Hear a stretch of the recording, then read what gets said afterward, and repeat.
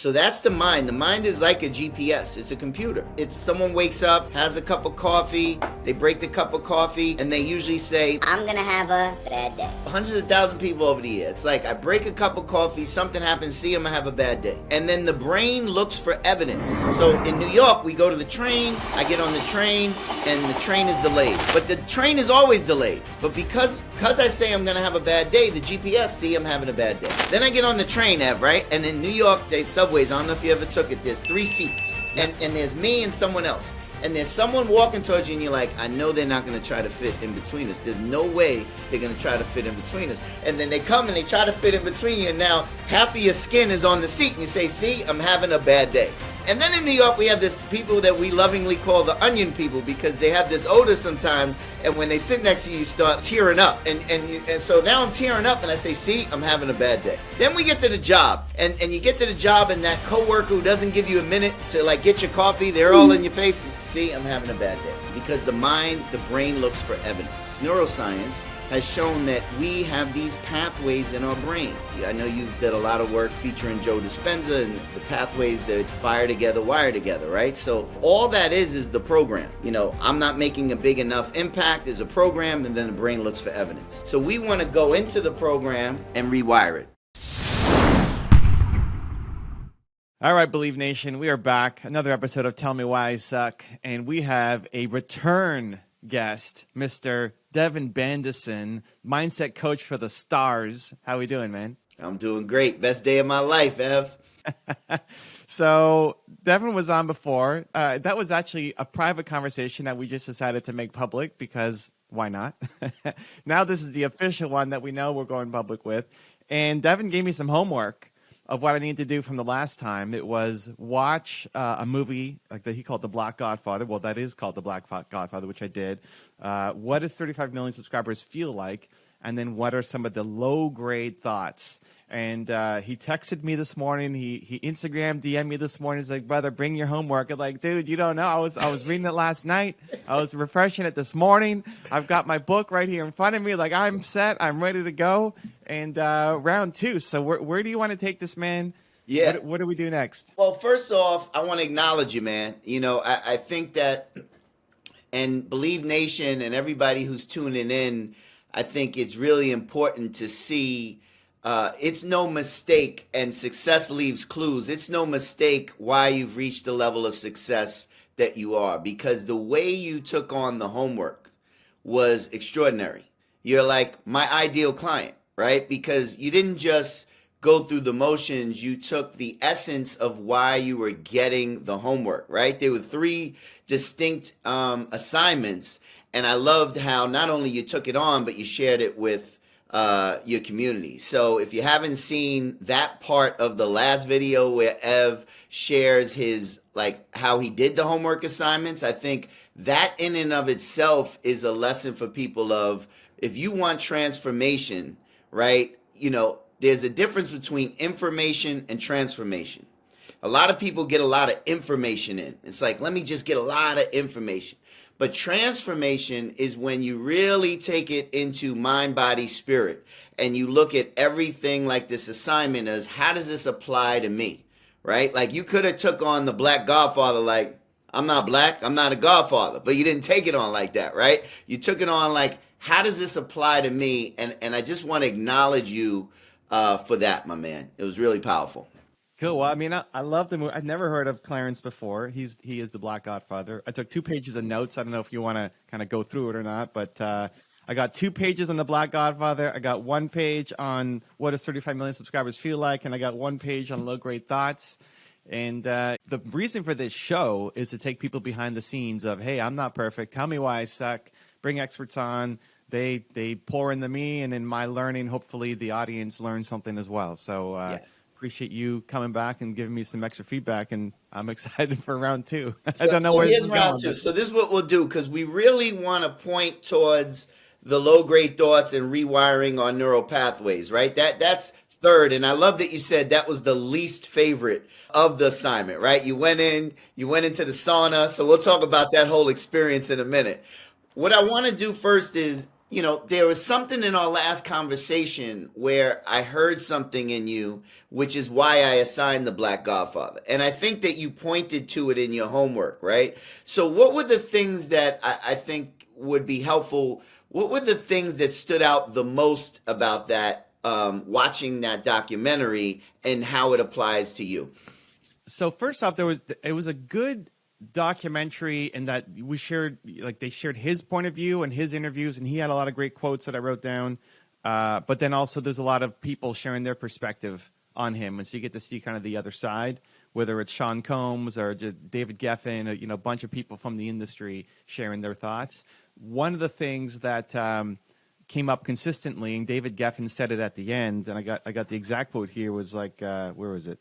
I don't know how he makes a living. He never used to charge for anything. Yeah. And that came up a couple times. And that was the number one feedback that I get when I'm with my peers and the people kind of, you know, big names in my industry.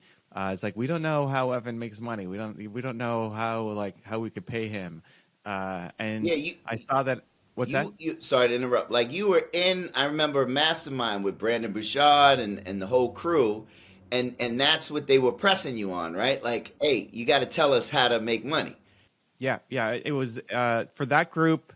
You know, everybody had their chance to go around and ask a question, and mine was, "Tell me how I suck." Like, I don't have a question. Yeah, You guys know me. Tell me my blind spot.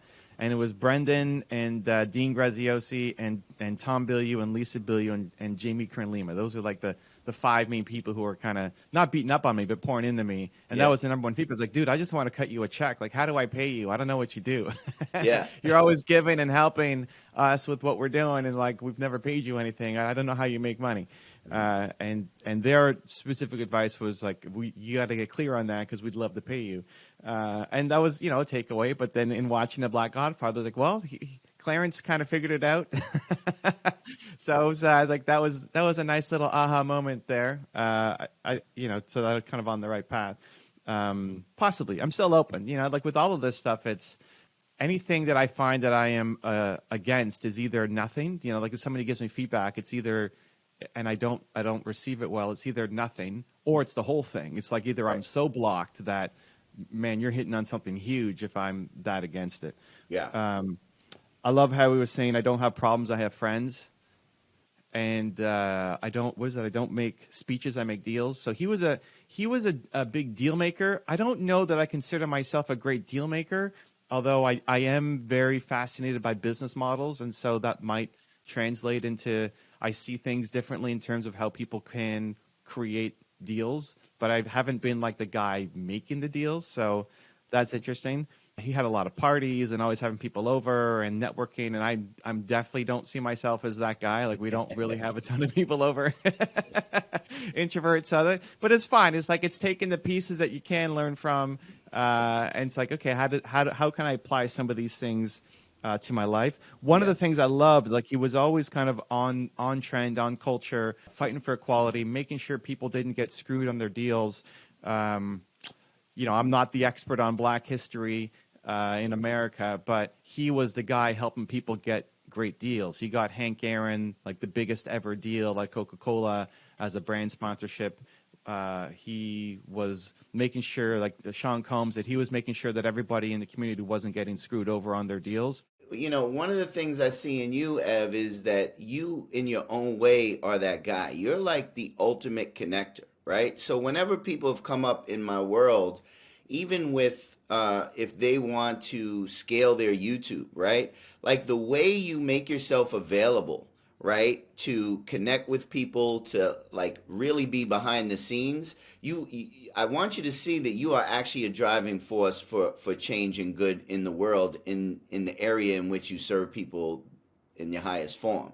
And I think that it's been people who spanned all kinds of cultures I've sent your way, who you've been, and every time they come back and they're so grateful because you've taken them from here and then opened up a new opportunity for them to see a bigger way to serve. So can you see that? I want you to make sure you see that.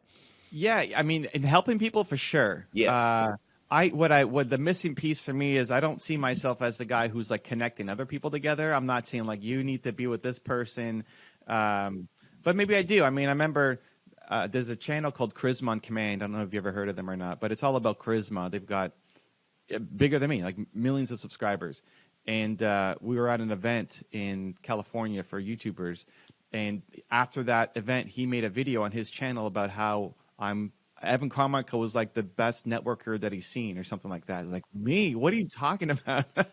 I don't like connect with that at all. I'm shy and introverted and like not talking to people. But then when he broke it down, he was saying things like he made these introductions to me, and all I did was listen. It's like, hey, Charlie, you're looking for this. Oh, you should talk to Sean about that. You should talk to this guy. And so I just wanted him to not. It was his first time there. I wanted him to not feel kind of alone and like not knowing who to talk to. So I was just trying to make a couple of introductions from the limited people that I knew. It wasn't like that I knew everybody. Yeah. But then he made this, he's the expert on charisma, and then making this video about how I'm this master networker. So there might be something there. You want to see if there's something, because I noticed that there was some resistance. It was like, you can connect with everyone, and you went right to, I don't know if I connect with everyone. That's aspirational. I'm a pretty shy guy, right? So we just want to, it's just breadcrumbs, right? We just want to look at like what's possible there. The other thing that stood out, I know you learn from everybody, and I think the fact that you study business plans, you can connect dots quicker than most. The other thing is, it was a very quick rejection of the celebrity, right? It's like, I want to hit 35 million. I'm the celebrity. But, I remember seeing someone that's very well known who said, you are, like, they were singing you are the guy. He was saying, you are the guy on YouTube. This is someone everybody follows. And so we want to look at that, right? Where there's some resistance. It's just breadcrumbs, because for you to create big to 35 million, where you're going to create, you have to step into it. What got you here is not going to get you there. You got to step into a new way of being. And I want to give you a distinction here. Okay. Are you down? Okay. I'm so down. So this distinction is called the junction of creation. Okay.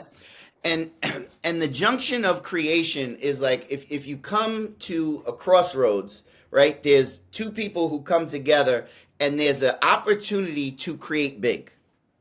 Now, what happens is you're such a giver, Ev, and sometimes the best givers, not sometimes, the best givers actually have to also include being some of the greatest receivers, right? So I noticed that, for instance, like celebrity was a rejection. You don't call on your friends for help. Like you said, maybe I should call on your friends. That was part of your homework, right? So the junction of creation is, I want you to picture someone coming to you with a gift. And the gift is like, I'm giving you a cake. And you like cake. Let's say carrot cake, whatever cake. What cake you like? Do you like any cake? Let's go with butter tarts. Butter tarts, the Canadian delicacy. Yeah, let's go with butter tart. So someone comes with butter tart to give it to you. And there's an actual opportunity to receive it in a way where you can receive it, but they feel appreciated as well. But what most people do is, it's like they don't receive it. They push it back to the person. It almost like it's like taking the cake and slamming it in the face. And this is how it looks. When someone gives you an acknowledgement, there's something built into, false humility is the highest form of arrogance. False humility is the highest form of arrogance. If false humility will get you a seat in your life, in the stands of your life. It will get you a front row seat. You won't be a player on the court, because it's like, if I accepted how brilliant I am, or how powerful I am, or how much I make a difference, people wouldn't be able to handle it. So people shrink and become falsely humble. But it's actually a form of arrogance. So how that plays out, Evan, is people will come to give you an acknowledgement, just anyone. And instead of accepting the acknowledgement in the junction of creation, people do this thing like, I don't know, that's just not me. Or they'll shrink, or they'll say, no, I'm not you the man. No, you the man. No, you the man. Or someone will give you an acknowledgement, and you'll be like, well, I couldn't have did it without you. They minimize the acceptance of the acknowledgement. Can you hear that? Yeah. Okay. So like, the celebrity. Nah, I don't know if I'm kind of like that. It's there's like a resistance, a push. So I'm gonna turn you into either you got two options here. You're gonna Okay. either operate on a master's degree level, Okay. which is pretty good, or a doctorate level. Okay. So Okay. so here's how the junction of creation happens, because what happens is in the junction of creation, if someone gives me an acknowledgement and I push it away or I don't accept it appropriately, then there's no creation that happens. It just shuts it down. The person doesn't want to do as much for the other person. They might not even acknowledge them again because it just wasn't appreciated. So I want you to I'm going to give you an example. So I want you to give me an acknowledgement. Just any acknowledgement, just any type of acknowledgement. Like for you, Yeah. De- Devon Bandison is the celebrity mindset coach. So here's the master's degree response. Just quick. Ready? Mm-hmm. Thank you. That's it. Okay. Now give me another acknowledgement. I'm going to give you the doctorate response. You gave me some homework that I deeply appreciate, and I love that you followed up with me because it shows that you're a master of your craft. Thank you for noticing. Thank you for noticing. So when you acknowledge me, Ev, and you hear from me, thank you for noticing, how do you hear that? How do you receive that? Great. It still comes off as humble and not like you being full of yourself, and you're also praising me back because you're saying that I noticed. Right. So that is what I call the junction of creation. So if someone's coming your way and they're saying, hey man, you're the celebrity. So I'm going to we're going to play it now. Hey, Ev, you are the celebrity. Thank you for noticing, Devin. My man. So now we got Dr. Evan Carmichael on the set. So let's just give it up for Evan. Dr. Evan. So what I want you to start practicing as a distinction is when people are coming to acknowledge you, you want to have that junction of creation expand. You want to receive, tell them thank you for noticing, because then it keeps you in the game to create big from there. When you shut it down, either internally or externally, the creation stops. So anyone, you go around from now on, people are sharing stuff with you. I want you to be Dr. Evan. Thank you for noticing. It's good homework. All right, good. We're going to do it. All right, so let's go on to the second assignment. Let's go on to the second assignment you had. Second assignment was, what does 35 million subscribers feel like? Yeah. And for this one, for the Black Godfather, I was pausing the movie. I think I upset Nina. I was pausing the movie so many times to write something down. It's amazing. Made it harder to follow the storyline because I was pausing it so much. But anyway, so then for the 35 million, so the context is, I had 3.5 million subscribers. The goal is to get to 35. How do we 10x that? And Devin said, what does it feel like? So, be, do, have, right? What does it feel like? Who do you have to be that guy? And so this one, I sat outside. I took some time, just nice summer day, and just kind of let it flow through me. Yeah. So would you want me to read some of the things that I put down? Or? Yep.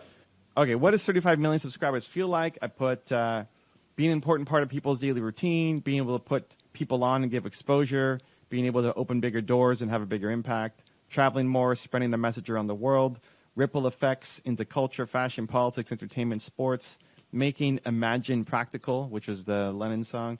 Yeah. Making it practical, creating a real community for people, the family they need and never had, bringing more people together instead of pushing them apart, making it okay for people to suck at the start, launching products people will probably wear and use, symbols of identity, partnering with titans outside of thought leadership, being a bigger unifier, creating easier programs for people to follow, spending less time on smaller projects and tasks, giving responsibility away to people sooner, better at capturing the magic that happens one-on-one, better personal brand storytelling, and then what I'm currently doing, just bigger, faster, and better. Yeah. So when you did that, what was the things that stood out the most for you? The combination of spreading more hope and belief and optimism. It feels like it's harder to win these days by being positive. Yeah. And so it's like being that force for good when everything else is negative, and being able to bring other people up. Like, it's not that people are negative. It's just the ones who are optimistic and positive aren't loud enough. That's all. And so, like, being that voice, bringing people on, just being able to spread more hope and possibility. And then the second part was just in the how of doing it, of like doing too many small things and moving to bigger ideas and projects and handing things off. I like tinkering. I like playing. I like being in the thing. Yeah. But sometimes often I probably stay in it too long before handing it off to somebody else. And this whole thought about being a force for good in the world, and like this isn't a new story from you, right? Like that the negative is overriding the positive. It takes longer. It's harder for the guy who stays above it and really is a positive force. That's been going on since at least I've known you. I know that's been a pretty strong thought. Yeah, I mean, that's always the thing that'll get me going the most. It's like, hey, well, let's go change the world, man. Like when we sat and talked about your content, it's like, dude, we need more Devon in the world. You got men on the street, whatever it is. Like, the world needs you and your message. It's why I do this show. It's why I do all the content that I put up. It's why I help the people that I help. It's like I want to spread more. That's always the thing that's going to get me is let's go change the world and have a big impact. Yeah, and I see. I mean, you just like your whole physical energy lights up when we talk in that realm. And then on the other end, what I've noticed is like when you talk about the people whose voices are the loudest now, right? It's almost like this pull.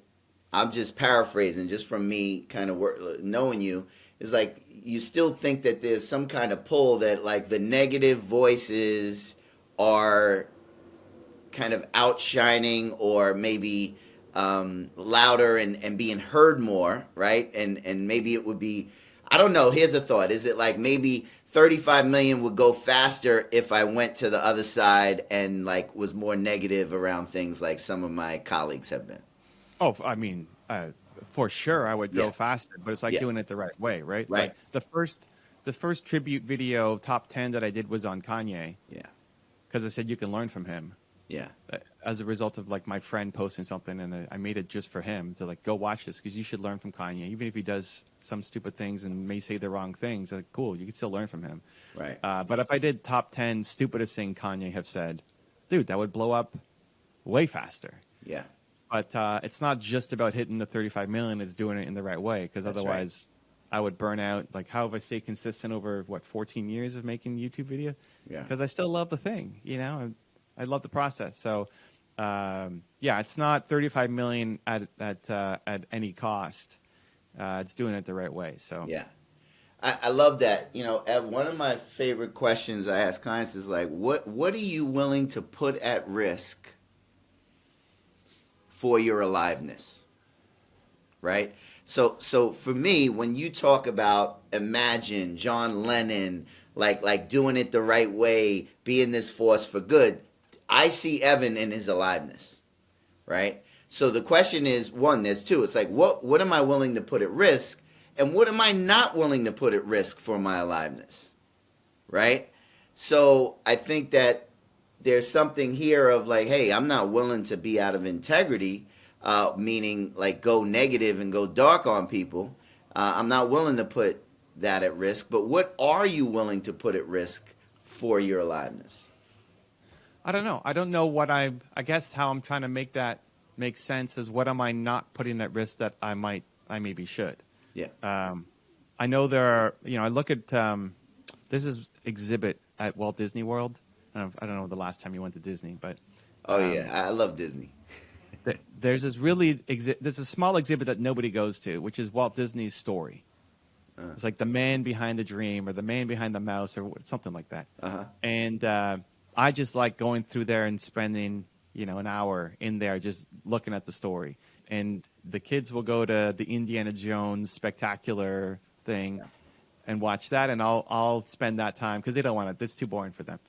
And what always shocked me about it was he put everything on the line every time. Like even when he didn't have a success, he put it all on the line again to launch the next thing, like all on the line to launch Snow White, all on the line to launch Disney World, Disneyland, etc. And it's like I at least maybe financially, I can't see myself doing that. And maybe that's right, maybe that's wrong, but it's always inspiring. You know, it's like he believed in it so much that he would put everything on the line to go and chase this dream down. Yeah. So I don't know. That's where my mind went as you. Yeah, I love kind of that. brought And up. it's like, it doesn't have to be financial. It's like, for me, one of the things, and I see this in you, it's like, they always told me, if I'm if I'm the smartest in the room, you're in the wrong rooms, right? So I'm always looking to get into rooms where, I'm learning, I'm growing. You see me most alive when I'm learning, I'm growing in rooms. We've been in rooms together. And that's my aliveness. So what I'm willing to put at risk, for instance, when I go to those rooms, is I'm willing to ask a question somebody may think is a dumb question. I'm willing to not look good all the time, right? I'm willing to break an awkward silence, right?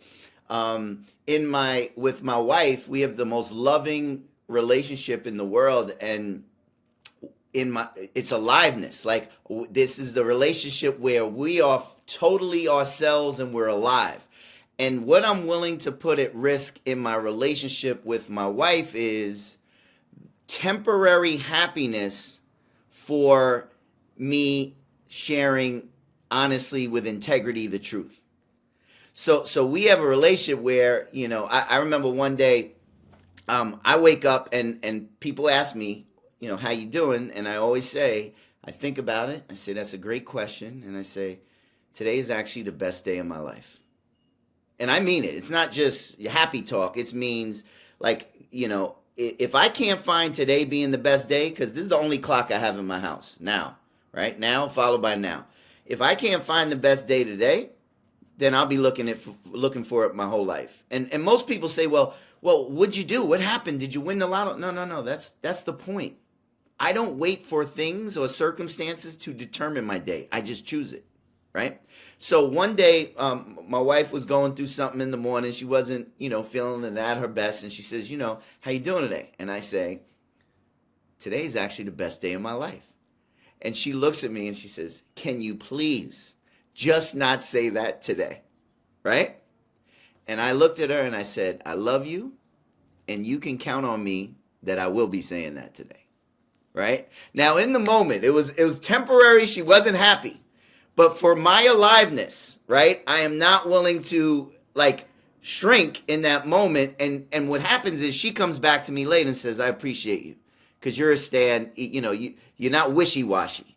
So there's certain things, whether it's in relationships or in business, it's like, what am I willing to put at risk? So for me in that situation, I'm willing to put temporary happiness for my aliveness in the relationship, if that makes sense. So that's somewhere where you may want to look at, hey, what am I willing to put at risk for my aliveness of this John Lennon imagined belief, world that you're creating for people? I don't know what I am willing to put at risk that I'm not currently. And I guess that's the unlock, right? It's like, okay, so, people would say I'm even a series like this where it's like, hey, I'm not the expert. I'm the subject. Come and pour into me and let's make it public. Yeah. I don't know where it's going to go. Great. But it doesn't feel that risky either. Yeah. Like, I like pulling back the curtain and showing that I'm not perfect and what I'm working on and trying to get better at. Like, it doesn't feel like a big risk. So I don't know. I don't know how to increase the risk, or what maybe would even be easy to give up that I'm not currently doing. I don't know. So I love the answer, I don't know, because I have two responses to that for you. You ready? Yep. Who should I ask? If you don't know, who should I ask? Okay. I'm going to ask Devon Menison. Right? And here's the second one. If you did know, what would it be? If I did know, what would it be?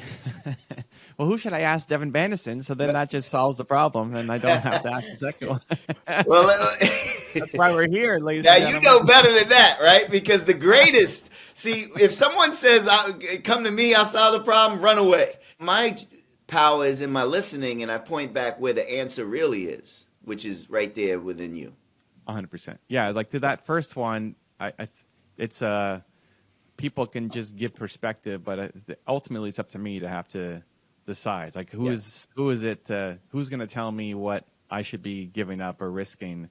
You know, I don't know. I don't have an answer, but it's like it's something it's worth thinking about. If I'm looking at homework after that, it's like what else do I need to risk that I'm not risking?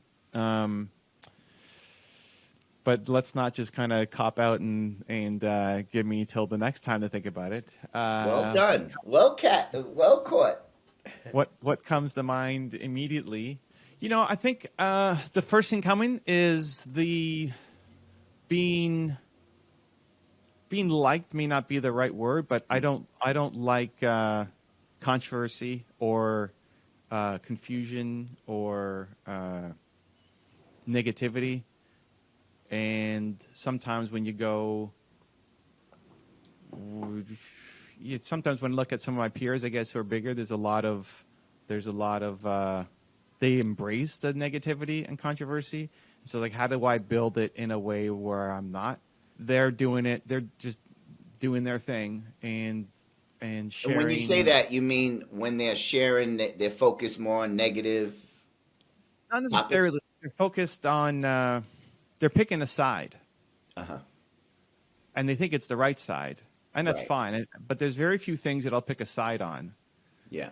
Like the stuff that I'll talk about is a lot more, generic, like belief and optimism and hope. And like I don't know how to solve the Middle East crisis, dude. I don't know. I don't know how to solve who's going to be the next president and what. I'll see both sides. Right.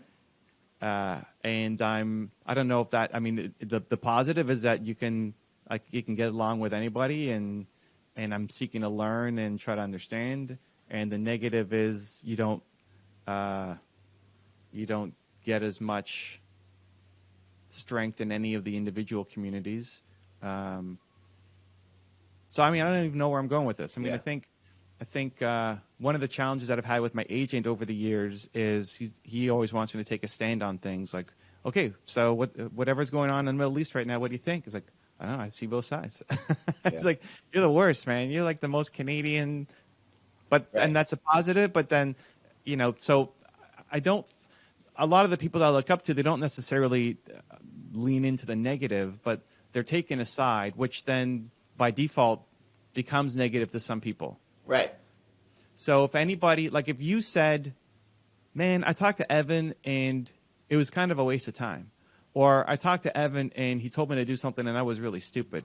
Or, and sometimes things get misconstrued, or sometimes I was wrong, or sometimes it was a 5-minute conversation. We couldn't go in deep, and like there wasn't enough context to make the right decision. Like if I felt that out of a call or a meeting or interaction that you were upset at me, or I steered you in the wrong direction, or I was a whatever, dude, that would I would have to make it up to you. I'd have to make it up to you. We have a program called Movement Makers where we're training thought leaders, and if every now and then somebody leaves a program for whatever reason, and I'll make a personal video to everybody. I welcome everybody, and I'll send a personal message to anybody who leaves. Yeah. Because I don't want anybody having a bad taste in their mouth, and that might be a limitation of you're going to get the 35 million. You're going to get people who have a bad taste in your mouth. And we already do have it. They're already, as much as we're trying to be positive and spread hope, that you'll still get the random comments that show up. So I don't want people having a bad taste. If I'm trying to spread hope and optimism and belief, I don't want people having a bad taste in their mouth when they're interacting with anything that I'm putting up. Yeah, and where does that come from? How long can you track that back? Of like, I don't want people having a bad taste in my mouth. Does it go all the way back? Where does that come from? I don't want people having a bad taste in their mouth. I mean, probably childhood somewhere. Yeah. Can you think of like the first time? So there's, before I say I don't want to have a bad taste in my mouth, there's something that occurs before that, right? So what happens is, like in childhood, for instance, I remember at 6 years old being packed in the back of my Mazda's. My mom had a Mazda 626, and they had all the clothes, and we were leaving, and my father and my grandma was on the steps, and I remember saying, there was this thing, a command, like, you're not lovable because you didn't keep your parents together, right? So what happened was, there's this fight or flight that happens within us. It's like, I never want to feel like that again. So we create a personality and an identity. So I became kind of like the chameleon, the life of the party. The chameleon was like, I can kind of get in any room and adapt to everyone because I didn't want to feel like I'm not lovable. And what happened was, this became my winning formula, right? It worked. The chameleon, the life of the party, it worked all these years. It got me a high level of success until it didn't work anymore. Until it was like the guy from Queens, everybody loves Raymond, everybody loves Devon but Devon, right? Because I became this chameleon. And what happens is, we do it, everyone has it. It's called a racket. One of my teachers used to call it a racket because it's like we're all racketeers. You ever heard of a racketeer? Like what's a racket to you? Like when someone's running a racket. Oh, I was thinking like numbers back in the day. And Yeah, numbers, right. So Yeah. so you remember the word fronting? Don't front. Yeah. What does that mean? Don't be fake. Don't be somebody that you're not. Right. So where that comes from is, back in the days, the racketeers had storefronts, right? So the storefront was like a candy shop. And you'd go in the candy shop, not because something's wrong with you, because everyone loves candy. And you went in the candy shop because there was a payoff. Are you with me? Yep. Okay, so this is where we want to look for you. It's like, because you said something big, Dev, if you think I did something wrong to you or something, I have to make that up. I would feel terrible. So what we're talking about is, mine was, I'm not lovable, and then I created, I'm a chameleon. So if you go back to your thought, and we'll talk about a racket in a minute, it's like, what was the thing that triggered this, hey, I got to make sure people like me? What was the thing? It's a persistent complaint you have, or command you say about yourself that goes all the way back. I'm thinking. Yeah. The first distinction I would probably make is, I think it's more, I don't need people to, I don't care if they like me. I just want them to not like me. Yeah, not like. So can you track that back as far as you can? It's like, where was the first time where you like, I don't want them to not like me? Yeah, I left someone with a bad taste in their mouth, and it bothered me. If I don't know, who should I ask? That's right. Or if I did know, what would it be? Because we're going under the layers now. This is why. Oh, no, yeah, I get it. It's just stuff I haven't thought about. The first time that I left someone with a bad taste in their mouth, I mean, I'm just trying to go back in childhood as far back as possible. I'm thinking about, I remember in my art class, I had a assignment that my teacher didn't give me a good mark on, and there's like draw or paint a window with a sunset or something, and I did that, but she wanted more, and then my mom went in and like fought with her and said, well, listen, you asked him to do this and he did this, why are you giving him a bad mark? I don't know if was I leaving a bad taste in my teacher's mouth? Did I really care? Good. Maybe. Forget maybe. So if I leave a bad taste in my mouth, in other people's mouth, if I leave a bad taste, or they have a bad experience of me, what does that at that age, what do you make that mean about you? Like, if I do that, then I'm what? Well, that I failed, right? I mean, I'm a failure. I didn't do There it well is. I didn't do well on that assignment. Yep. So let's just look at failure. I'm a failure. Can you look at any other points in your life where that came up? It's like, because I can see in some of your other work, it's like, this is not happening fast enough, not bigger impact, People don't help me. The plan isn't working, We haven't right? even So got to that yet. We haven't even got to I know, he I know, I know, he but went back. I'm Okay. going to connect this for you. So can you I love see where, like, if something goes wrong, is your first, like, you may have hidden it, but can you see where I'm a failure could come up? Sure. Yeah. Okay, If I've disappointed somebody, then I'm a failure. Sure. bingo. Yeah. So let's just say that that's your racket. Okay. I'm a failure.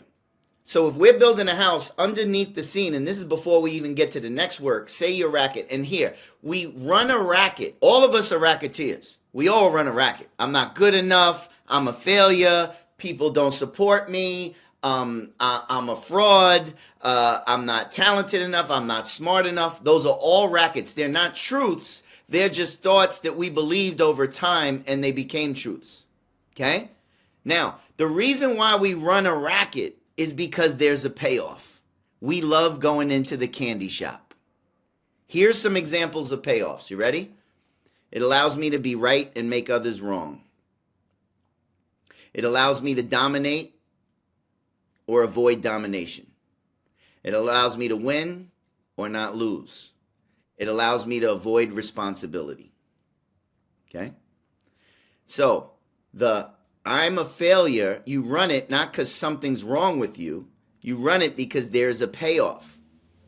Sure. Yeah. 100%. So out of those payoff, what are the ones that stuck out the most for you? The payoff would be that it leads to success. Like if the people that I'm working with are happy with me, then it leads to the things that I want. Right. Now I want you to see the other side. You're running a racket called I'm a failure. I'm a failure is behind everything. And the payoff to I'm a failure is it allows you to be right about you being a failure, make other people wrong, avoid responsibility, dominate, not be dominated, win or lose. Oh, so those are very specific ones. Okay. Domination is not. I'd probably just go win or lose. Win or lose, right? So Yeah. so right up until this point, the reason why you run I'm a failure or I can't leave a bad taste is not because something's wrong with Evan, is because we love candy. We love going in the candy shop. So, but now you're in the candy shop and you hear the door lock and you're like, uh-oh. They ain't no, and they say, come down to the basement. And now you realize, uh-oh, not only was there a payoff, in the basement, they got all the bad stuff. The drugs, the guns, is like, and they say, now you realize very quickly that there's been a cost. And here's some versions of what it costs us. Satisfaction, fulfillment, vitality, self-expression, joy. So this running a racket, like I don't want to leave a bad taste. I'm a failure if I do, right? There's a cost. It's costing you something. If I did something to Devon wrong, I got to make it right. I got to make it right. Like this, running this thing, this system, this technology in your head is costing you. And it could cost us vitality, satisfaction, fulfillment, self-expression. What comes to mind of what it's costing you? Bigness. Yeah. Like if the goal is to get to 35 million subscribers, then the bigger you get, the more you're going to disappoint people. There you go. So up until now, what you want to see, Ev, is you've been running a subconscious program, right, where being liked and winning seemed more important than your bigness. I don't want to leave a bad taste has seemed more important than your bigness. Okay. And it's costing you. You're 35 million. In many ways, it's costing you the aliveness we talked about. Because the more people you serve, I see you. When you're in rooms and you serve, you become more alive. So you want to know that, like, we don't run this because something's wrong with us. We run it because this is, up until now, the payoff have seemed more important than what it's cost you. You ever hear the old saying in relationships? They say, do you want to be happy or do you want to be right? And some people their racket is, it's way more important to be right than to be happy. So what I just want you to see now, before we even get to this next work, which is going to all bring it together, is that you have a racket called I'm a failure. And how you run the racket of I'm a failure is I don't want to leave a bad taste in everybody's mouth. And up until now, the payoff of winning, and being right about that has seemed more important than the bigness. So we have to make sure that, like, we understand that that payoff is not even worth what it's costing me anymore. Mm-hmm. It's the thing keeping me from this next level. Can you see that? Yeah, 100%. Yeah. All right. Anything you want to share about that? Anything you're noticing in this conversation? The question I just wrote down was, okay, so if that's a scenario, then what would I do if I wasn't afraid of disappointing people? Yeah. Yeah. Yeah, there goes the smile. I don't know. And it's not, one thing I heard in my listening is like, it's not an either or scenario. It's not like Ev takes the high road, he doesn't get involved in any of this, or he takes a stand, right? One of your brilliance is that you can see both sides. So maybe your power is in understanding, like, boom, there's a difference between seeing both sides and not just talking about anything. Right? So it had, Ev, I'm just going to stay here, or I can see both sides and I'm willing to share about it. I have my Game Changer Live experiences. It's the most transformational weekend on the planet, and the people come. And one of the things I'm most proud of in this space is the diversity that I bring in the room. I mean, you can have billionaires, single moms, you got black, white, everything in the room. And what people start realizing very quickly is we're more alike than different. And what has been lost is that we have not learned how to disagree without being disagreeable. Like, there's this listening now in this world called, I'm right, you're wrong.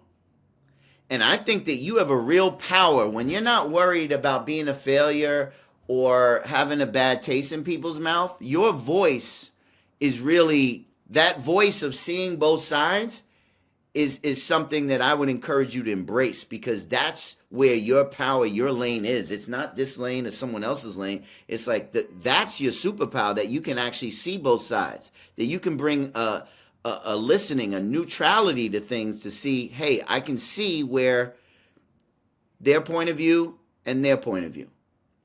What's the most valuable thing you're hearing right now in this conversation? Oh, there's a lot. So thank you. I'm now like instantly jumping to, okay, well, so what am I going to do, right? Like, it's you got to take some action here, guys. Who do I have to be so I can do these things? Yep. The two things pop into mind. I'm just trying to remember what the Tupac quote was of the I'm not trying to be the president, but I'll light the mind of the next president, or something like that. You remember what that? Do you know that quote? I forget the exact quote. Yeah, I know. Yeah, but that whole idea of like, okay, well, I don't have to have in having a voice. I don't have to have the answer even, but I'm trying to spark a way of thinking that somebody can come up with an answer. Bingo. Because in a lot of these things, I may not even know enough to have a final answer. You asked me something about YouTube or entrepreneurship or whatever. I got a lot of answers, but other things I may not know enough. But just the way of thinking could inspire the person with the answer. So that connects. And then I also took note of, I did a post on Instagram a while ago about Elon Musk and Larry King, who were going back, not Larry King, Stephen King. They were going back and forth about the blue check and like it being $8 or whatever to pay for Twitter verification. Like they had this whole back and forth. And my post was like, guys, you got like Elon Musk and Stephen King with all of these, followers and influence and like just genius brains. Like, what if they use their genius brains to fight for good instead of them squabbling over, $8 verification or not? And so it's not just seeing both sides. It's changing the conversation and seeing a bigger picture. Lex Friedman does that really well, where there's one clip he had where he had Mark Zuckerberg on, and at the time, Zuck and Elon were going back and forth, and are they going to fight or not, in the cage match or whatever. And Elon had just said some really disparaging things from Zuckerberg. And so Zuck comes on, and most people would ask Zuck, like, hey, Elon said these things, like, here's your chance, man, big platform, trying to punch back, let's go. And that's how you get the clicks and the views on the video. But his question was, Elon said these things about you, and it's unfortunate that he's being so negative. Mm-hmm. What do you think he's done well in his first 100 days of owning Twitter? This is like forcing a positive narrative. Yeah. And when they were thinking about the fight, everybody was thinking, well, Elon's bigger and he's stronger and he's got a longer reach, but Zuck is younger and has done some jiu-jitsu or whatever. Right. Who's going to win? And Lex came out and said, well, I'm happy that they're both picking up martial arts, because like that does a lot for your mind, and it does a lot for your inner peace. It's just taking it a whole, like, I don't even see that angle, right? Taking it in a whole different way. And so there's even the fact that it inspires me means that there's seeds to turn that into something.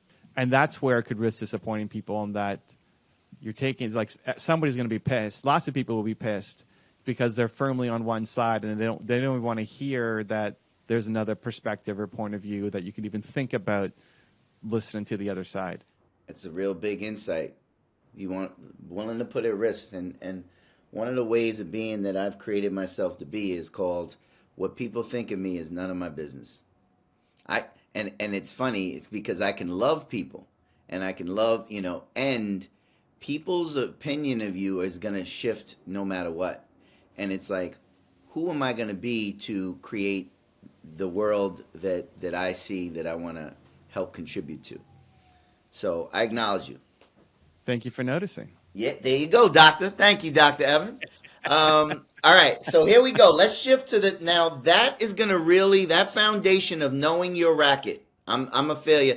And up until now, the payoff has seemed more important than the cost, but now you're seeing that the cost of your bigness is not worth the payoff. It's not worth being a failure. It's not worth, I don't want to leave a bad taste. It's like, I need to understand that what it's costing me is way too much, and it's not worth the payoff. Can you see that? Yep. Good.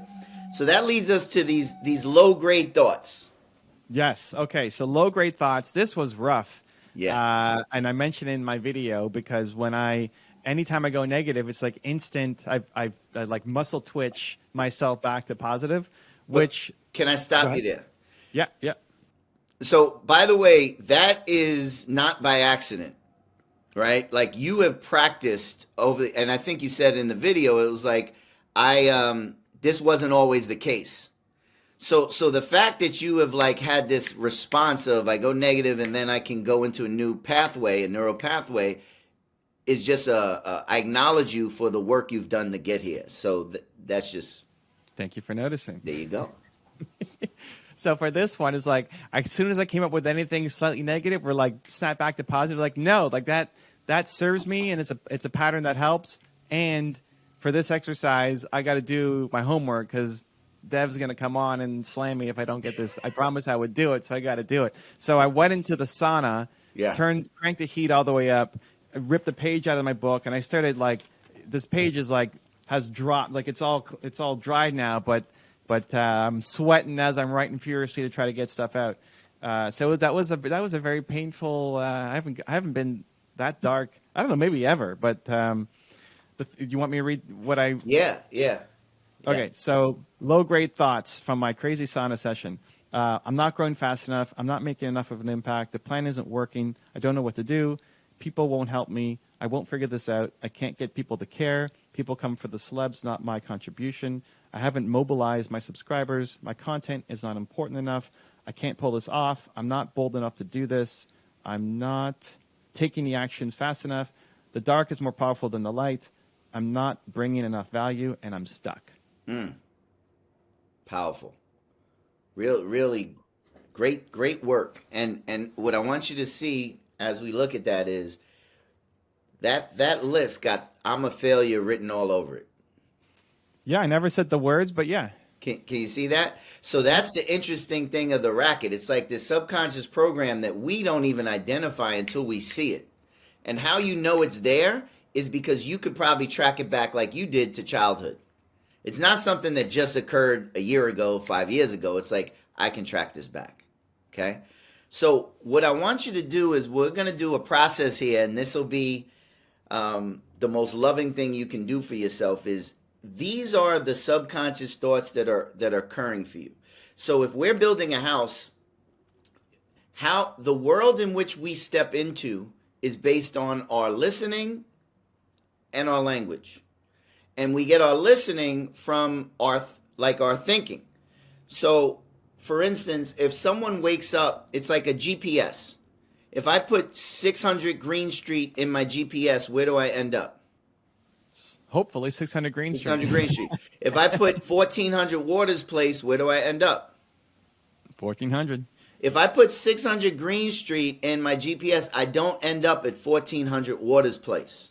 Mm-hmm. So if I put, I'm not making a big enough impact, where do I end up? Right there. Right. So that's the mind. The mind is like a GPS. It's a computer, right? So it's someone wakes up, has a cup of coffee, they break the coffee. Did I tell you this story? It's like they break the cup of coffee and they usually say, most people, not us, is like, I'm going to have a bad day, right? They stub their toe, they're on the road, right? They break the coffee, they break something in the morning. Most people say that, right? Wow, and, really? Yeah, I know you know, right? Like that's what a lot of people, I've been in room, hundreds of thousands of people over the year. It's like I break a cup of coffee, something happens, see, I'm going to have a bad day. And then the brain looks for evidence. Right, 100%. So in New York, we go to the train, I get on the train, and the train is delayed. But the train is always delayed. But because I say I'm going to have a bad day, the GPS, see, I'm having a bad day. Then I get on the train, Ev, right? And in New York, there's subways. I don't know if you ever took it. There's 3 seats. Yep. And there's me and someone else. And there's someone walking towards you, and you're like, I know they're not going to try to fit in between us. There's no way they're going to try to fit in between us. And then they come and they try to fit in between you, and now half of your skin is on the seat. And you say, see, I'm having a bad day.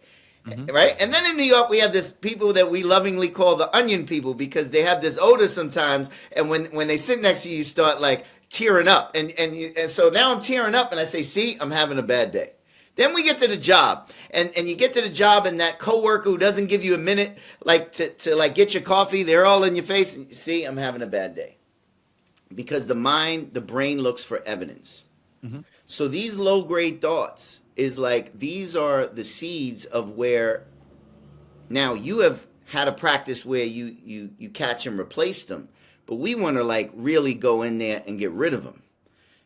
So neuroplasticity, has shown, the science of neuroscience has shown that we have these pathways in our brain, right? I know you've did a lot of work featuring Joe Dispenza and the pathways that fire together, wire together, right? So all that is the program. It's like, I'm having a bad day is just a program, and then the brain looks for evidence. You know, I'm not making a big enough impact is a program, and then the brain looks for evidence. Evan, this isn't happening fast enough is the program, and then it looks for evidence. Okay? So we want to go into the program and rewire it. Do you have any questions? I had 2 things pop up as you were talking, and maybe we'll address those, and you can tell me if they're relevant or not. I think it leads from all the things that we've been sharing.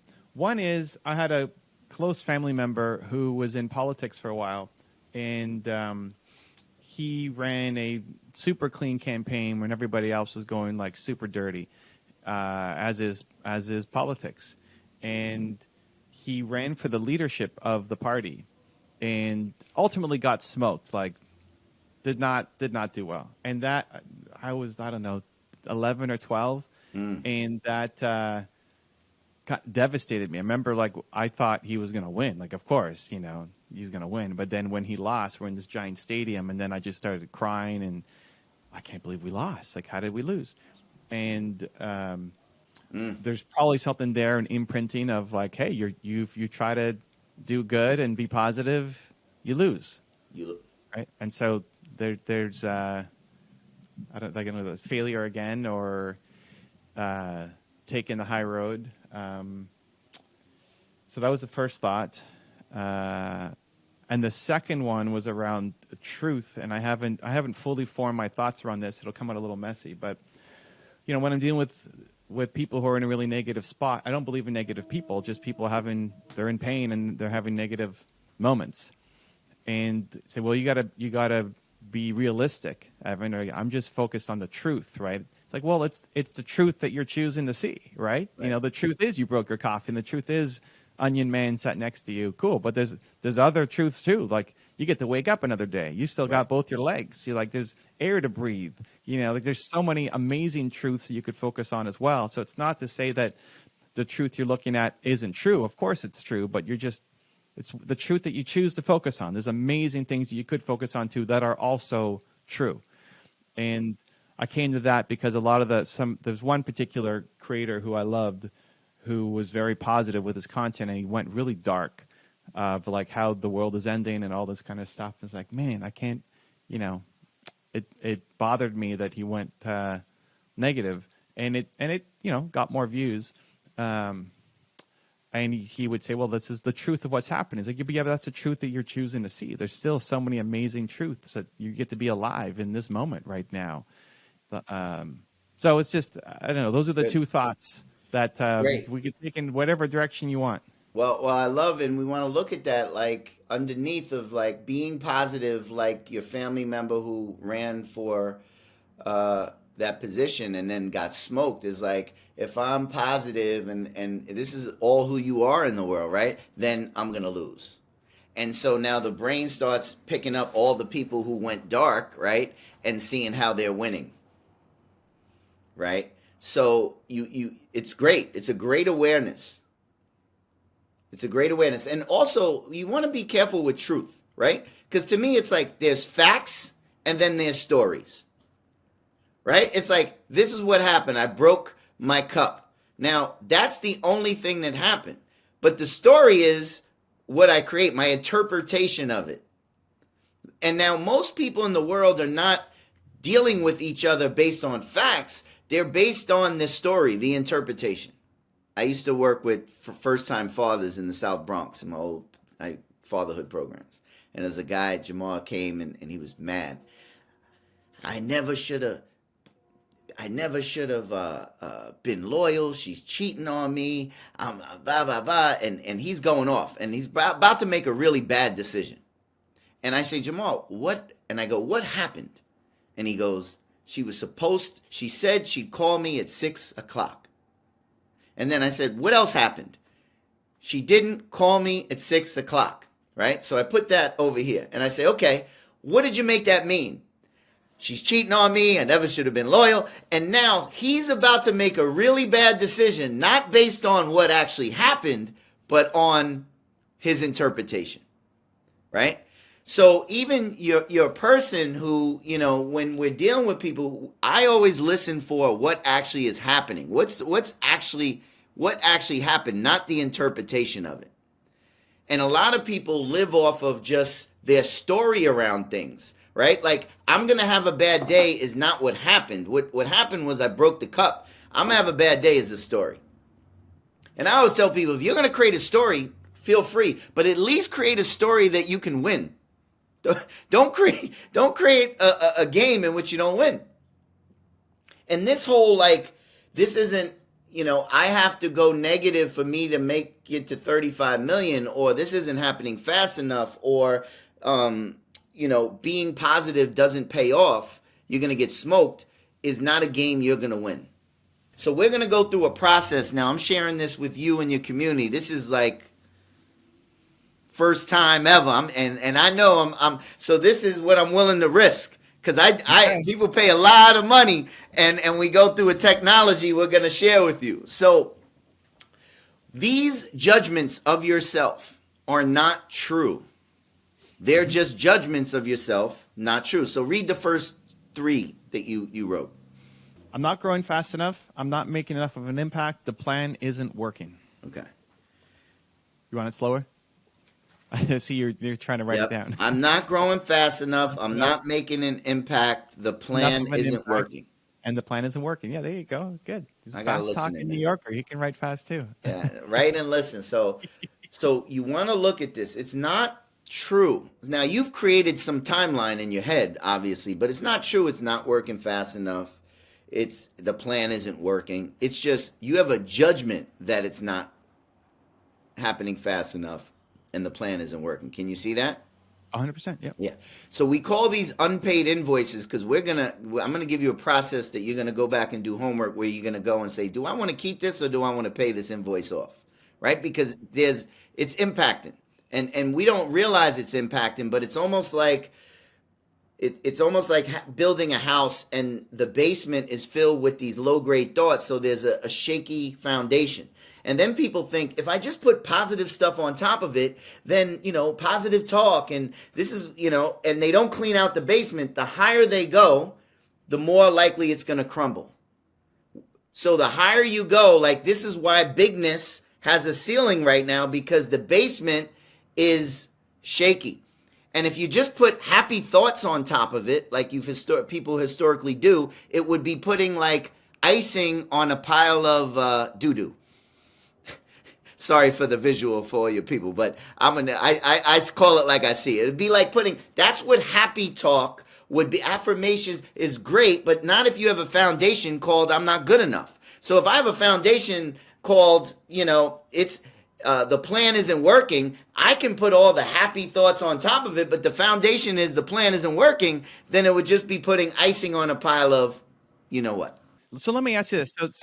As I read those three out loud, and I just wrote this down, like, again, I just muscle twitch into positive, but open to no, maybe that's just icing because I feel what I wrote down after is, dude, I could double my channel with one video. So what would that video be? Yeah. So that's where we're going. So Okay. you've already done some work in this area. You're in great rooms. So like what you've taken up, I mean, that's why I say you're the ideal client because you're so committed that you're seeing that twitch is going to serve us. Okay. So all we want to do is we want to slow down the twitch, and I'm going to give you a process to slow down.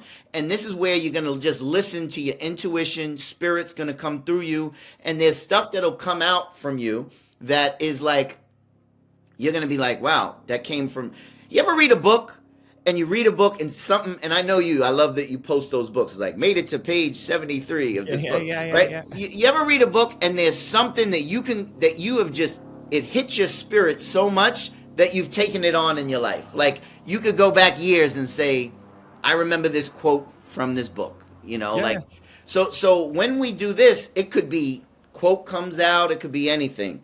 But it's going to be something that's embedded in your spirit because it's already in you. So here's the process. It's called the presidential pardon process. In America, they have a thing called the presidential pardon. Do you know what you have to do to get a presidential pardon? Be friends with the president? Yeah, nothing. That's the point. It's good. So this is great for people who have a lot of judgment for themselves, who think, oh my God, I'm not good. There's no way I can forgive myself. I got to do something. I got to punish myself. No, you don't need anything for a presidential pardon. You just need to, the president, and the president, which is Evan. So here's the process. Oh, I am the president of my life. I get it. Okay, perfect. Yeah. Here's the distinction here. And the pathway to a new pathway is self-forgiveness. So I'm going to set you up. So what happens is self-forgiveness is a distinction that is way underused. People don't forgive themselves. They're very hard on themselves internally. And then we have this world in which people are hard on each other. So they give this there's a subconscious programming called like, I'm hard on myself so I can be hard on my kids and hard on my friends and hard on my, it's just who I am. But like, there's this process where people internally start beating themselves up, or they start believing this programming. Like, this plan isn't working. The good guy always finishes last, right? So we want to look and understand that this isn't true, as you know. It's just there's a judgment that it's true. Like, there's just a judgment that the plan isn't working. So here's the process that I want you to, what we're going to do is, how old are you, Evan? Or about? Let's give me approximate. No. I just don't remember. I'm 43. Okay, I have to good. look at the year. You're amazing. So we got. So what we Noticing. want to do is in what I loved about the old. I used to watch like John Gotti and all those guys Okay. who were like they had a thing called La Cosa Nostra, Yep. which was the five families, Yeah. right? La Cosa Nostra. La Cosa Nostra. Thank you, thank you, thank There you go. you. I Yep. stand corrected. Now, La Cosa Nostra was like the five families, and if you anything you wanted to make a decision on, right, you had to run it through the five families, right? Mm-hmm. So what we're gonna do is we're gonna create a process for you. It's like your board of directors, your five families, La Cosa Nostra. Okay. And what it's gonna be is you're gonna when you do go to your homework, you're gonna bring in 43-year-old Evan, Okay. 30 33-year-old Evan, 23-year-old Evan, 13-year-old Evan, and then we could throw 7-year-old Evan in there. Okay. Okay? Now, Yep. and what we're going to do is we're going to take each of these. It's going to take you a while, so you're going to be uninterrupted. And this is what I want you to complete. Here it is. What you're going to say initially to yourself is you're going to sit. It's almost a meditation, and it's like, and here's the sentence: I forgive myself for judging myself as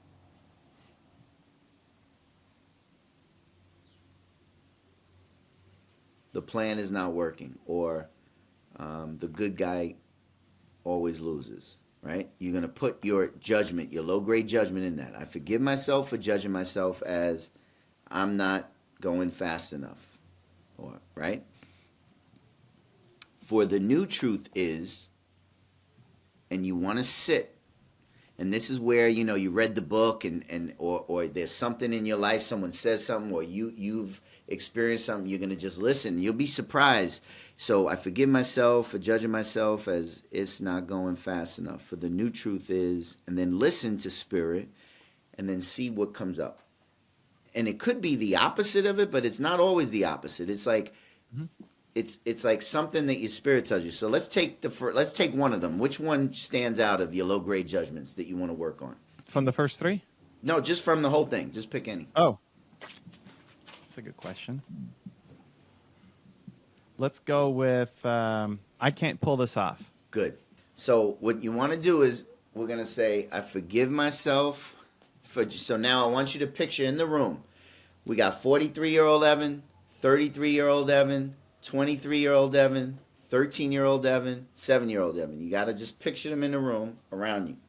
And now you're going to talk to yourself at 43-year-old Evan, and you're going to say, I forgive myself for judging myself as I can't pull this off. For the new truth is, and then listen to what comes out of you. And whatever comes out of you, just say it. Okay, so just so I got this again. So I'm me at 43, and I've got the five other Evans, 1, 2, 3, 4 other Evans in the table, and then who's saying it? I'm as 43. You're saying it to your 43-year-old self right now. Just I forgive myself for judging myself for thinking that I can't pull this off. Got it. And then for the new truth is, and then listen. And then the four of them are no. what it is? Then you got to slow down and you could close your eyes and just listen and see what comes out of you. Like you want to go here. It's not going to be here. So it's like you got to attach to kind of like head, heart, and guts got to be aligned. And you got, I forgive myself for judging myself as, say someone said, people are stupid. For the new truth is, nobody's worthy of my judgment. Everybody's worthy of my love. Right. So that. Okay, so who's giving me? But where's the advice? Is the new truth is coming from the four Evans? No, or it's coming. The new truth's coming from you, and then we're gonna go to the four other Evans. We're not going there yet. We're going. Oh, they're not even in the room yet. This is just me talking to me. They're just hanging out in the room. You're not talking to them yet. Yeah. Okay. Okay. So, I forgive myself for judging myself for thinking that I can't pull this off. For the new truth is, You're Evan Shirley Carmichael. You could do anything you believe that you can. Yeah. So good. So what you would do is, I would put it in the most powerful words vibrationally that I've found in the human language is I am. So what we want to do is we want to shift it to I am Evan. Would you say I am Evan? I didn't know your middle name. Castrilli Carmichael. And I can do anything I put my mind to. What was it? Anything that I believe that I can. Yeah, anything I believe that I can. And you want to write that down as a statement. Okay. And now, then what you do is you go to now you go 33-year-old Ev, 23, and you say the same statement to all your developmental milestones. So what you're doing is, if there's anything that's like lasting over the years, we're just going to clean it up. And we're just letting, even if it wasn't there when you were 7, you're just letting them know, La Cosa Nostra, that, hey, this is who I'm declaring myself to be. And in that exercise, then I am becoming 33-year-old Evan, or I am talking to 33-year-old You're just talking. Evan? So it's the same thing. It would be like, I forgive myself for judging myself as, what was the... Oh, that I can't pull this off? That I can't pull this off. You're saying the same exact thing to each developmental stage. You're not changing it. For the new truth is, I am Evan Caselli Carmichael, and I can do anything I believe I can do. And you're just letting all of the 5 families know. Just letting them know. Make sense? Okay. Yeah. All So right. we're not asking for permission here. We're just telling them. You're declaring it. I am. Right. Got okay, it. so just do it with the rest of the families. The same one. Oh, okay. Perfect. So 33-year-old Evan. I forgive myself for judging myself that the plan isn't working. Sorry, that I can't pull this off.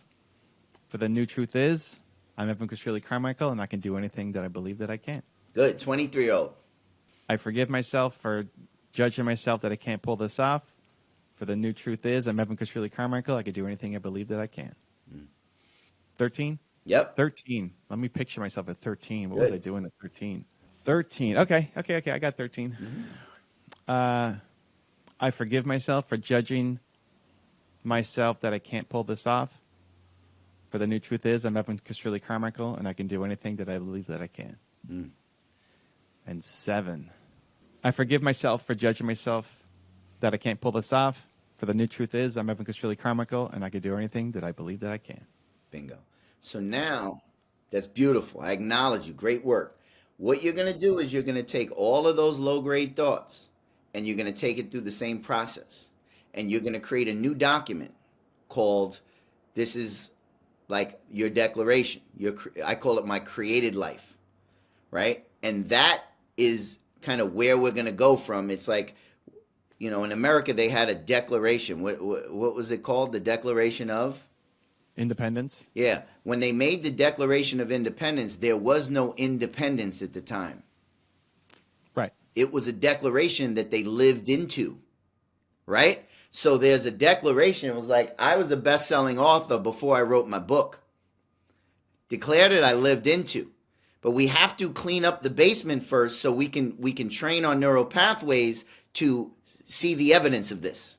So what we're doing is, that is the process you're going through. And then what we'll do is, I'm going to give you practices in order to keep training the brain.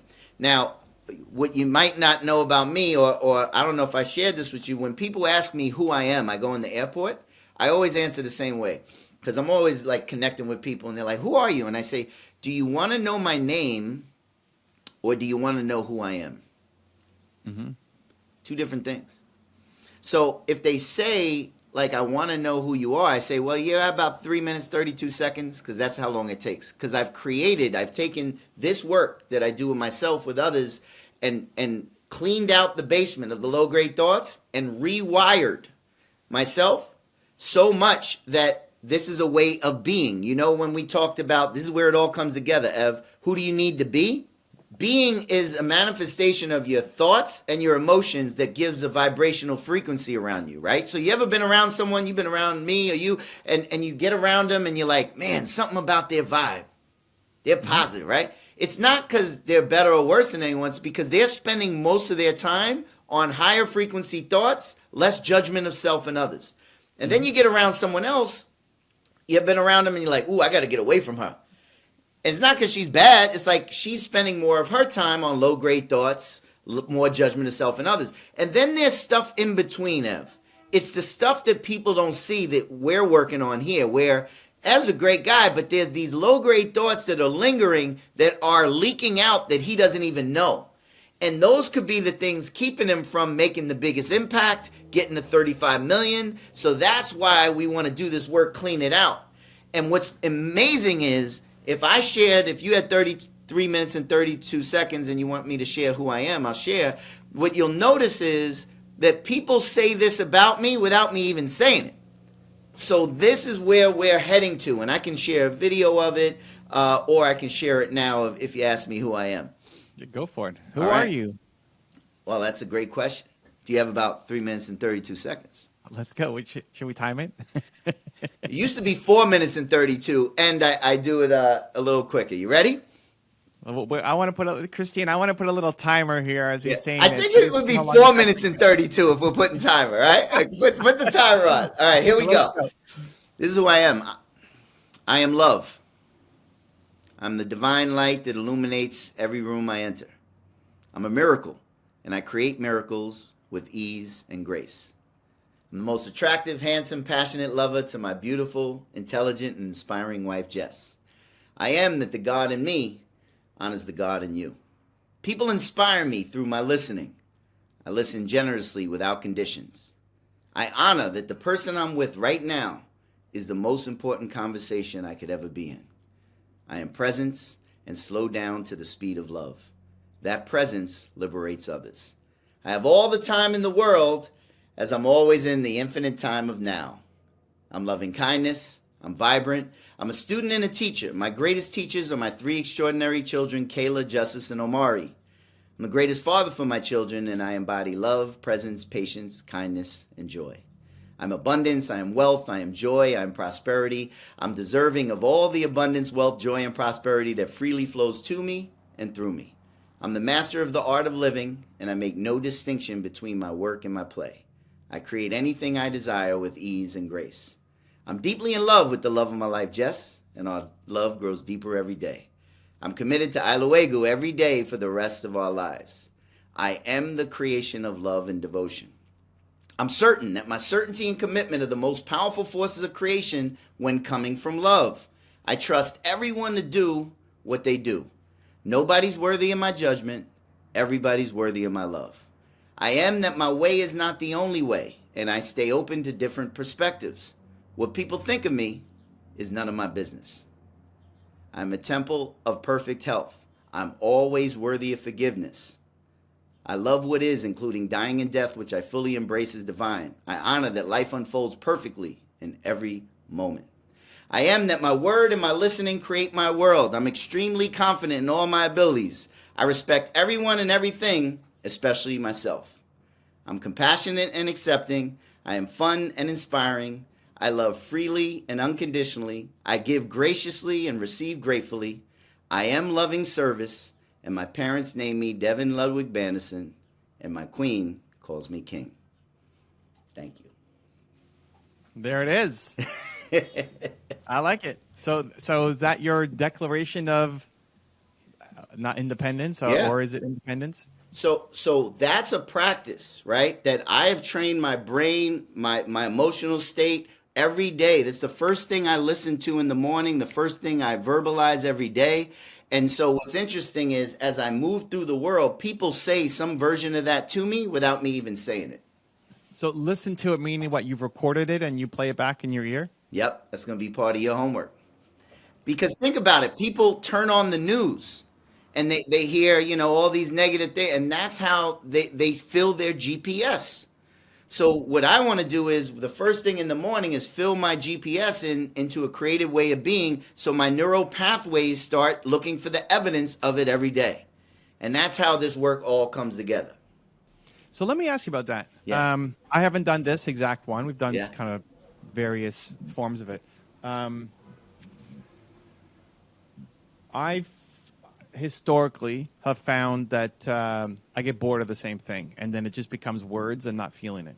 And so my adjustment hasn't been to do it in a different way. My adjustment has been to inject newness in. So my morning routine looks like this. First thing I put on is while I'm going to the bathroom, go to the bathroom, load my phone, and I start playing music. Yeah, good.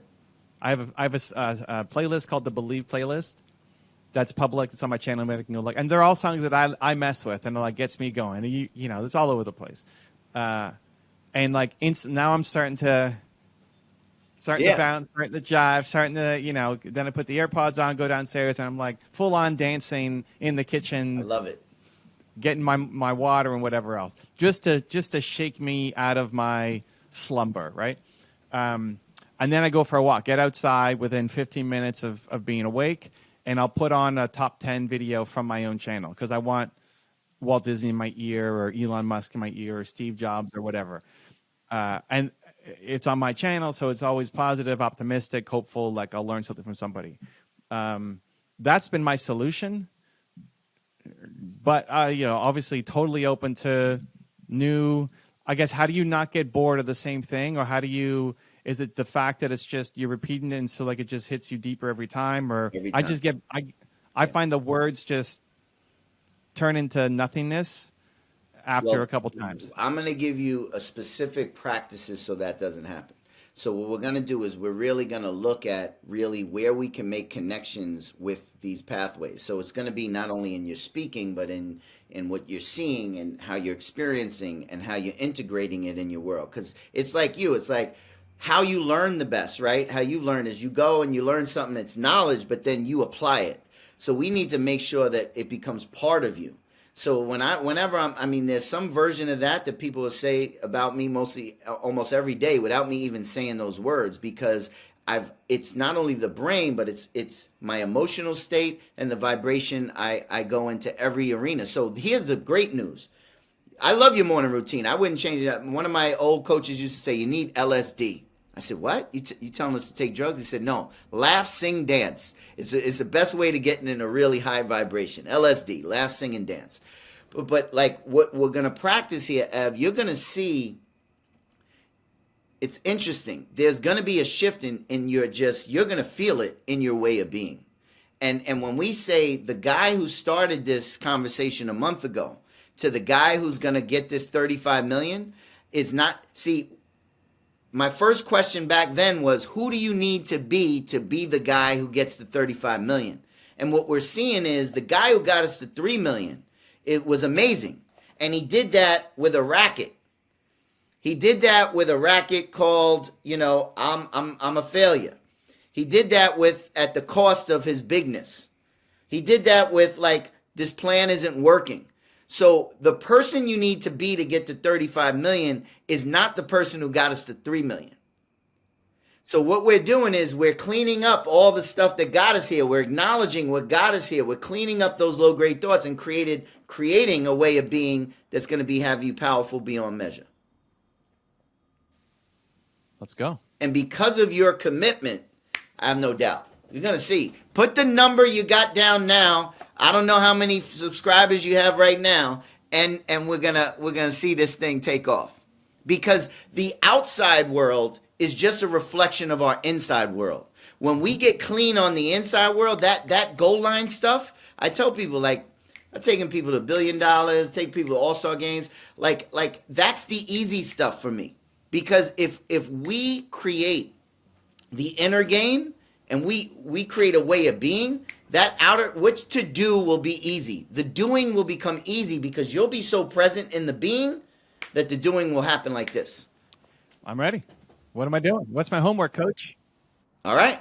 So the homework assignment for you is now you're going to take the 5 families and you're going to take each of those statements and you're going to run it through the 5 families and come up with your new created life being. Mostly in the I am, but if you listen to my created life, it wasn't all I ams. So it doesn't have to be I ams. And, these are definitive. These aren't affirmations or mantras. Those don't work. This is why the book, The Secret, didn't work, because it was just like people said, if I just say this, then I'll feel this. It wasn't anything wrong. It was just 1/3 correct. What we need to do is wire the brain, match it with an emotional state, and then you have a way of being, a transmission that goes out in the world. So your homework is to go through all of them and create this new document.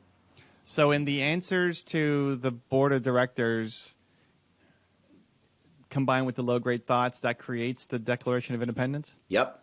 So what's going to happen is, it's like, remember, your new truth is the first one that you come up with, and then you just bring the same one to each of them, and that's number one. Then you take the second one. It doesn't change for each of them. You take them. That's number two. And then what we'll do is that is going to be going to create a document for you. And then from that, I'll give you some practices to work on from that will keep it going. Okay, so what do you want to see in my document? You want to just see the new truth is for The all new of truths, the I ams. I am Evan Castrilli. them? Castrilli Carmichael. That's why you corrected me on La Cosa Nostra, because Yeah, you're I'm a true Italian. My fault. and so you want those to be the new truths, and then quick we'll get together and I just give you some practices that we're going to take off, and then we can track your 35 million from that. Okay, so how about we'll add it onto this video. I'll go through this exercise. I'll shoot you what I came up with, and then you record a little whatever my bonus thing is I need to work on, and we'll include it in this video when it comes out. That's it. So let me ask you this: what has been the most valuable thing that you've heard, thought, or experienced in our time together today? Just your love. I love you, brother. That's the most You're a valuable power. You're a force for good in the world. Thank you for noticing. Come on, you're taking my line away from me. Dr. Evan, Dr. Devon. All right, appreciate you, man. Thank you. Appreciate you too, brother. Take care. Okay, so that was a fun session, and now you can see why I love Devon so much. He gave me some great homework, and I wrote down 3 things that I have to do. I'm going to take you inside that journey. So number 1 was I wanted to find what that exact Tupac quote was so that I could reference it and think about it and use it as inspiration. Number 2 was if I wasn't afraid of disappointing people, what would I do? That was a question that came up that I didn't have an immediate answer to in our session, but I think it's going to be commenting on something that's in the news right now. I've always kind of strayed away from talking about the news too much because I feel like I don't have enough context. I don't know enough about both sides, and I'm worried about saying the wrong thing and upsetting people. And as a result, I don't spread more belief. And so I'm gonna craft a tweet. My little homework today is craft a tweet and share it, and we'll see what happens. And number 3 was come up with my I am statements that come from talking with my board of directors and get that to Devon so he can give me some extra feedback and assignments. Let's go. All right, I've been busy at work. Let me show you what I have been doing. So step 1 is find the Tupac quote. That was an easy one. Let's get some momentum. So the quote wasn't about being a president. It was, I'm not saying I'm going to change the world, but I guarantee that I will spark the brain that will change the world. And again, why I love that is I don't necessarily have to have all the answers to a lot of the things that are going on in the world, but the goal is to spark the brain, to spark the person to believe in something greater, to believe in hope and positivity and optimism. And if I could just be a voice for believe that is enough. And so I want to spark the brain that might have that big change and impact. Number 2 was I went to ChatGPT and I asked them to look at the whole Lex Friedman thing. That was one of the topics of discussion with Devon. And I said, with the whole martial arts thing, hey, what are some of the characteristics that make up Lex Friedman's responses? And this is what it came up with, and I liked it. And ChatGPT is a great tool to use for brainstorming and just as a co-pilot. And this was their response. So holistic thinking, empathetic understanding, long-term perspective, constructive criticism, wisdom-oriented thinking, and optimistic outlook. And I like all of these things. I mean, I would add believe to that list for myself, but a lot of these things I like and believe in, and it just gives an extra little point of perspective. So when I'm looking at some situation that's happening in the world, I can just run it through this filter. And then the next bit of homework was to use that to then craft a reply to something in the news that I might be afraid of disappointing people on. And so the one that I chose was about the Israel-Palestine issue that's happening right now. And I mean, it's been happening for a long time, but especially now with the war going on. I'm filming this on November 3rd, 2023. And so my response is going to be deeply saddened by the ongoing crisis in Israel and Palestine. It's times like these we need more empathy, understanding, and strong leadership to pave a path towards peace and growth. Let's believe in a better tomorrow where unity triumphs over war. Now, that may not seem like a big deal or anything that powerful or a big step at all, but for me, it's actually a big deal because I don't usually comment on these things because, again, I feel like I need to have the answers. So I'm gonna post this, and we'll see what the response is, if there is any, and if there's any negativity or positivity, we'll see what it is. And it's a good step. It's a good step towards even more momentum. So step 1 and 2 of my homework is done. Now I got to work on step 3, which is the deeper board of directors work and coming up with my I am statements to give to Devon. Okay, so it's been a day since I posted. I posted to Instagram as well as Twitter, and let's go look at the results. So let's dive in. Here was my post, and listen, I was surprised by all the love. Look at the first comment, Mr. Devon Bandison. The first comment says, "Love you, brother. Retirement transforming. Thank you for posting this message. I believe in humanity and oneness." So a lot of love actually at the beginning from a lot of people. Most of these are the people who follow me. So this was great. I mean, it's always great to feel like the message you're creating is having an impact. Love always wins, etc. This was awesome. Then I got a bunch of things that I kind of expected, right? People just sharing their own perspective. Stand with Israel, free Palestine, free the hostages, free Palestine. The people on both sides, you know. A lot of the free Palestine here, other people coming on the other side. And this is, you know, basically what I expected. The harsher ones are when it gets to be criticism. So, you know, these people are not, they're not being critical, but some of them, you know, open your eyes before your heart. It's on both sides. Actually, that's not too bad. Better tomorrow, free Palestine. You know, then somebody for the Israel side. Bro, I like your content, but if it's to write such BS, just keep silent. It shows the exact opposite of empathy. Make me want to unfollow, to be honest. So this is where, you know, it hurts a little more, and there wasn't anybody who I'm super close with. But it makes you look at, is it worth it? Is it worth it posting or not? So I'm still reflecting on it. You know, some of the other criticism, hey Evan, thank you for the message. Unfortunately, it's not really a war. When one side does it, that one's not too bad. With all due respect, this statement is as reflective as silence. This is not a time to pick neutrality, and statements like this, you know, so, you know, a lot more negative on that side here. If people just saying their own comments, that's fine, but it's when it gets more attacking, right? What we talked about with Devon about not liking to leave a bad taste in people's mouth. Playing safe, not even mentioning all the genocide is happening, defending by bombing refugee camps and hospitals. A real leader is able to stand up and say the truth, even when it's difficult. The truth is a genocide. Are you able to stand up and call it out as such? So, if you support Palestine, support their okay. Unfollow after all Israel did. Are you still speaking about peace? Are you out of your mind? Right? And so, do I respond to these? Do I just let it go? Do I, you know, still processing. So, as you can see, it's a mix, and super grateful for all the people who are in my community who supported. I expect a whole bunch of people to come out with just their perspective and their opinions, and then the other ones who are going to be just nasty and critical, and it's less a reflection of me and more where they're at and the pain that they've been through, and their whatever you're taking aside, or whenever you go into something where there are two sides, everybody has their own bias, you know, whether it's sports, whether it's politics, whether it's religion, whether it's whatever the thing is. And the hotter the flame, the more people are going to be agitated. And it's just a matter of making sure that I'm proud of the statements that are going out. And I do believe in a better tomorrow. And I do believe that we need more belief. And I do believe that I'm not going to make everybody happy. And I don't have the answers. And again, back to the Tupac quote, I don't have to have the answers, but I hope to spark the brain that might be able to. And what I also remind myself in moments like this is all the people who didn't comment. You know, there's all the people who didn't comment on this, who are just giving a heart. You know, they give a thumbs up, they give a like to it, but they don't comment. Or people who are just impacted.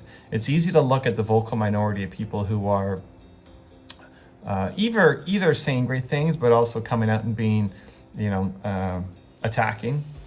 It's easy to look at the vocal minority and make a decision based off of that.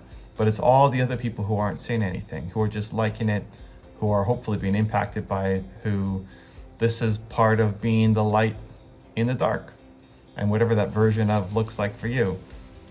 So this is a good experiment. I like the push outside the comfort zone. I think honestly the hardest part of all of it was just what is the statement that I feel connected to. You know, there's a great message about we tend to play small because we see a faster path to a lesser goal.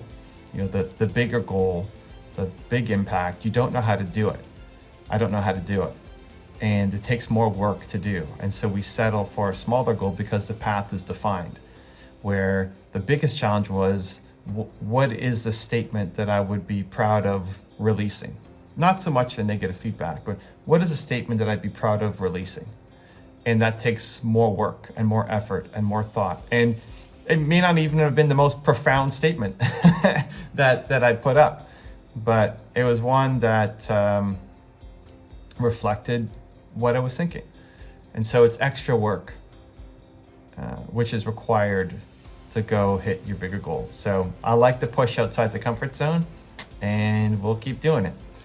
So that's some of my homework done. Now I got to do the main one, which was the activity that Devon gave me of looking through all of the, getting my board of directors together, looking through the limiting statements.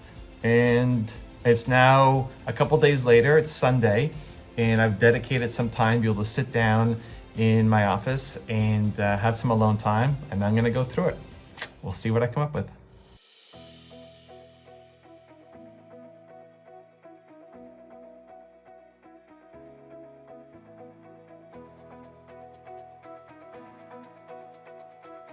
Okay, so for every low-grade thought, I wrote down what the new truth was after forgiving myself for every age that Devon said. So here's what I came up with. The first is the low-grade thought, and the second is the new truth. And there's some overlap between the responses. So I'm not growing fast enough becomes every day is a new chance to make history. I'm not making enough of an impact. Same thing, every day is a new chance to make history. The plan isn't working.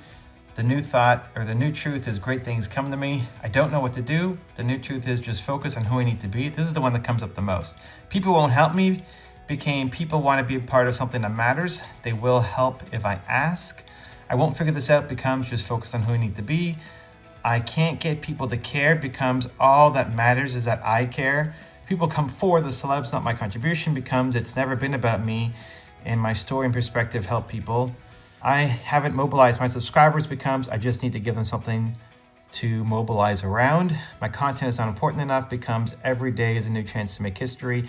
I can't pull this off becomes just focus on who I need to be.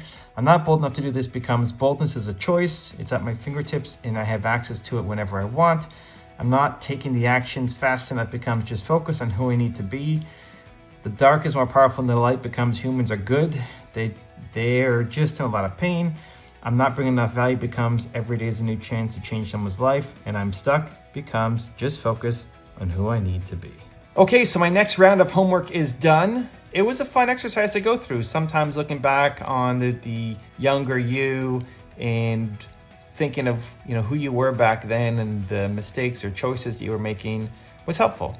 And I love coming up with a new truth because it's a reminder of who I want to be and the game that I want to play, the impact that I want to make. And some of the key sentences there are things that I will need every day, because every day I can go off and make history, or every day I can go and do the status quo. And so it's a great reminder and great seeds for my own Declaration of Independence. So I'm going to send this off to Devon and see what he gives me back. So I gave my homework to Devon, and he wants to hop back on another video call for round 3 to go even deeper into this. So we're going to end the episode here. And if you want to see the first episode in this series where he pushed me for the first time that was supposed to be private, but we made it public anyway, check the video right there next to me. Continue to believe, and I'll see you there.